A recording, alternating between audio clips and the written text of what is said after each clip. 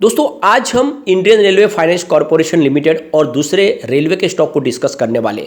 In stock ने लोगों को बहुत ही ज़बरदस्त रिटर्न दिया कुछ ही समय में, लेकिन उससे पहले काफ़ी समय तक स्टॉक लगातार साइलेंट मोड में थे। तो ये जो तेज़ी का दौर जारी रहा, ये कहाँ तक चलेगा, कब तक तेज़ी जारी रह सकते हैं, क्या बजट तक ऐसे ही तेज़ी जारी रहेगी या फिर वापस गिरावट होगी, और अगर ऐसे गिरावट की संभावना बनती है तो क्या हमें प्रॉफिट बुक करके निकल जाना चाहिए या फिर इस समय में इन्वेस्टमेंट का मौका तलाशना चाहिए। क्या है इन रेलवे के स्टॉक का आगे का भविष्य।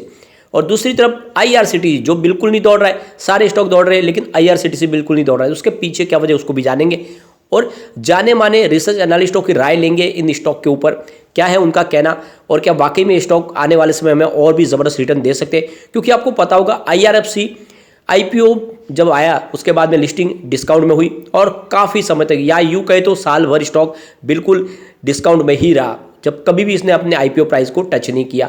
और इस वजह से लोगों को एक तरह से मायूसी हो गई थी, काफ़ी लोग तो इतने परेशान हो गए थे कि उसमें से निकल ही गए। जबकि मैंने हमेशा आपको कहा कि आपको आईआरएफसी के स्टॉक में बने रहना है, क्योंकि कंपनी फंडामेंटली बहुत मजबूत थी। समझ में नहीं आ रहा था कि प्राइस क्यों नहीं बढ़ रही है, क्योंकि एक तरह से देखें तो जो सबसे बड़ा लोगों का डर था कि इसका ओएफएस आ जाएगा, इसकी जो शेयर होल्डिंग पैटर्न में 86% होल्डिंग जो सरकार की है, आने वाले समय उसकी जो लिमिट 75% की जाएगी, तब क्या होगा, इस डर के मारे लोगों ने इसमें खरीदारी नहीं की। जबकि आपको ये समझना चाहिए कि उसके लिए तो 5 साल का पीरियड होता है, और दूसरी तरफ ओएफएस कब आएगा उसको देख के इस समय जो कंपनी शेयर का हमें फेयर वैल्यू में मिल रहा है तो उस पर दाव नहीं लगाना बहुत बड़ी गलत बात होती है, और लोगों ने गलती की भी है। लेकिन फिर भी काफ़ी लोग हैं जो मेरी बात को सीरियसली समझे थे और उन्होंने निवेश किया।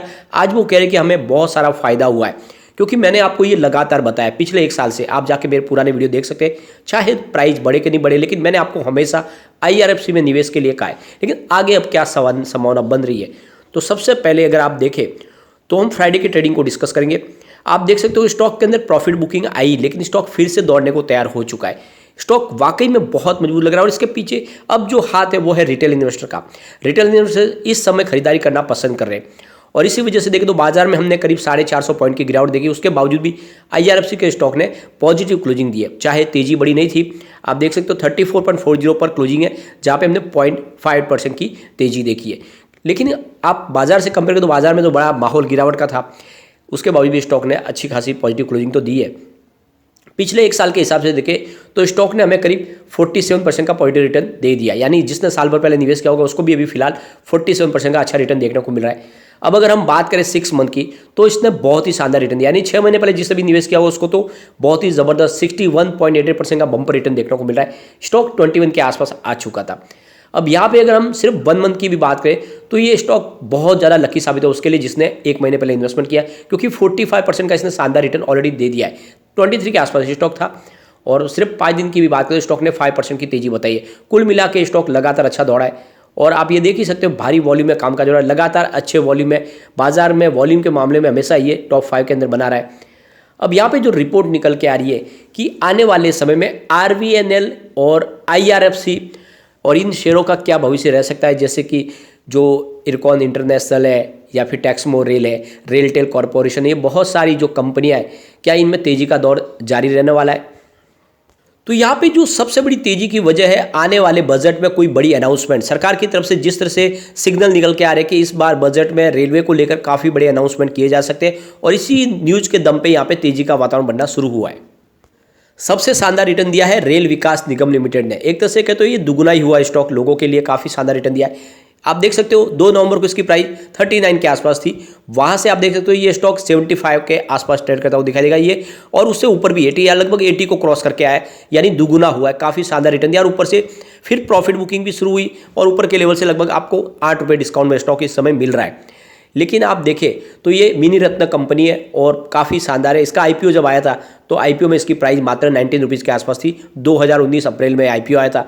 उसके बाद आप देख सकते हो 30 रुपये के आसपास स्टॉक काफ़ी समय तक रहा, लेकिन ये दौड़ा तो महीने भर में ही ये स्टॉक काफ़ी ज़बरदस्त रिटर्न दे चुका है। और इसके अलावा अगर देखें तो आईआरएफसी जो सेकंड स्टॉक है जिसने काफ़ी ज़बरदस्त रिटर्न दिया है।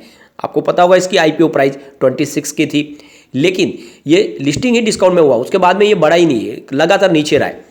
और आप देख सकते हो कि अब स्टॉक ने कमाल किया है, और आपको पता होगा IRFC रेलवे को फाइनेंस प्रोवाइड करती है। ये जितनी कंपनियां चाहे RVNL हो या फिर रेलटेल कॉर्पोरेशन, इन सबको फाइनेंस प्रोवाइड करती है। कोंकण रेलवेज को, इन रेलवे को फाइनेंस प्रोवाइड करती है और बाद में वो आगे इंफ्रास्ट्रक्चर के प्रोग्राम आगे बढ़ाती है। तो इनके लिए फाइनेंस की व्यवस्था करती है IRFC। और ये IRFC है जो दूसरे फॉरेन इन्वेस्टमेंट फंड से और इंडिया के जो बड़े फंड हाउस है उनसे फंड लेती है, फिर रेलवे को प्रोवाइड करती है। और यहाँ पे इसके जो बकाया रहती है उसकी सारी जवाबदारी सरकार की होती है, इनको कोई टेंशन नहीं। ऊपर से इनको टैक्स में भी बहुत सारी राहत मिलती है। IRFC की बात करें, इन्होंने करीब 55% का शानदार रिटर्न दिया है पिछले एक महीने में। दूसरी तरफ इंडियन रेलवे कंस्ट्रक्शन लिमिटेड की बात करें, इसने भी 36% का रिटर्न दिया है पिछले एक महीने में। और 6 मंथ की बात करें तो इसने 55% का जबरदस्त रिटर्न दिया है। तो काफ़ी शानदार रिटर्न ये भी दे चुका है।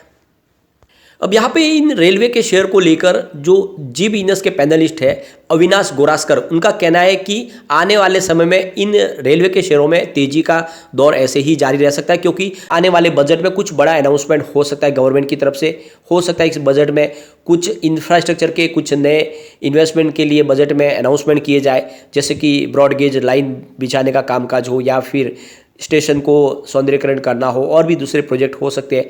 और इस वजह से यहाँ पे तेजी का दौर ये आगे भी जारी रह सकता है। अब इन सभी स्टॉक के दौड़ने के बीच में IRCTC बिल्कुल नहीं दौड़ा। आपने देखा होगा जितने शेयर शानदार दौड़े, लेकिन IRCTC का स्टॉक अभी भी बहुत ज़्यादा डाउन है।